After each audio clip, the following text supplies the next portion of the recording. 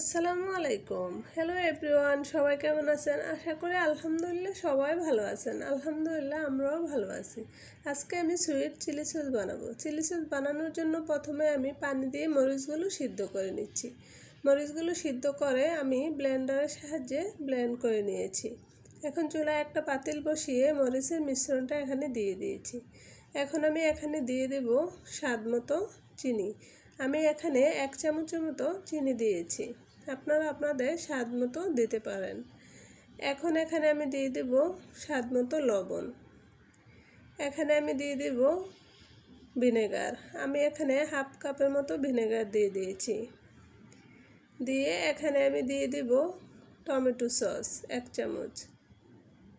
Tomato sauce দিয়ে আমি একটু ভালো করে নেড়েচেড়ে দিচ্ছি। এখন আমি এখানে দিয়ে দেব টেস্টিং সল্ট।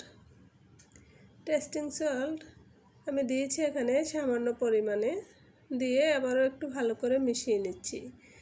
ভালো করে মিশিয়ে এখানে আমি দিয়ে দেব আদা কুচি 2 চামচের মতো। এখানে আমি দিয়ে দেব রসুন কুচি। রসুন কুচিও আমি 2 চামচের মতো এখানে দিয়ে দিচ্ছি। দিয়ে সবগুলো উপকরণ আবারও ভালো করে মিশিয়ে এখানে আমি দিয়ে দিচ্ছি কর্নফ্লাওয়ার। আমি এখানে হাফ কাপের মতো কর্নফ্লাওয়ার দিয়েছি। কর্নফ্লাওয়ার দিয়ে আবারও একটু ভালো করে মিশিয়ে নিয়েছি। এই তো দেখেন আমার হয়ে গেছে সুইট চিলি সস। আপনারা চাইলে খুব সহজে বানিয়ে নিতে পারেন। আর আমার রেসিপিটি যদি ভালো লেগে থাকে তাহলে ট্রাই করে দেখতে পারেন। আশা করি ভালো লাগবে। এই তো হয়ে গেছে। এখন আমি এটা নামিয়ে নেব। নামিয়ে একটা কাচের জারে আমি চিলি সসটা নিয়ে নিচ্ছি। কাছের জারে রাখলে এটা অনেক দিন ভালো থাকবে।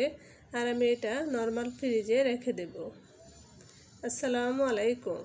আল্লাহ হাফেজ।